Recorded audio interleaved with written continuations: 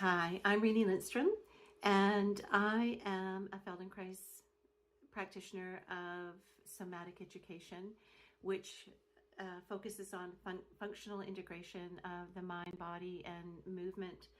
And its perspective is the movement pattern through the skeleton. And so I'm highly focused on the environmental stimulus. What is the environmental stimulus, and how is a person going to react to the environment? And it marries well or pairs well with Feng Shui. And I began Feng Shui in the late 90s prior to becoming a Feldenkrais practitioner. And it was the Bon tradition of Feng Shui from Tibet, from Tibetan Buddhism. And when I was doing home consults or business consults, the people in the West were looking for a higher authority to fix what was wrong. However, they were talking to me about relationships, and I could give them 10 cures, and they would do the cures on the property, but they wouldn't change their behavior.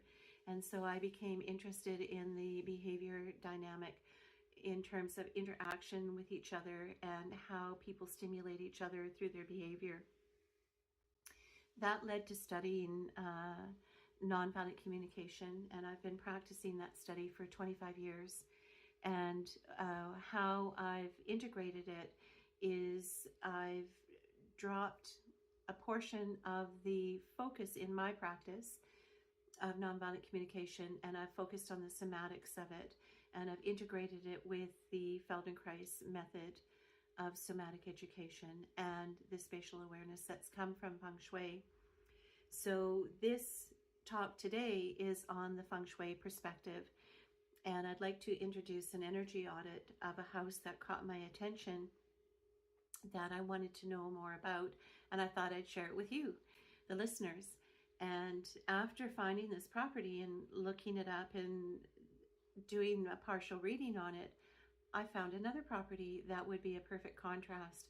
So I'm going to do 2 short energy audits on 2 locations to try and introduce the perspective that I offer through education. And my motivation is to educate people to empower themselves and be better versions of themselves. And this has a focus on the environment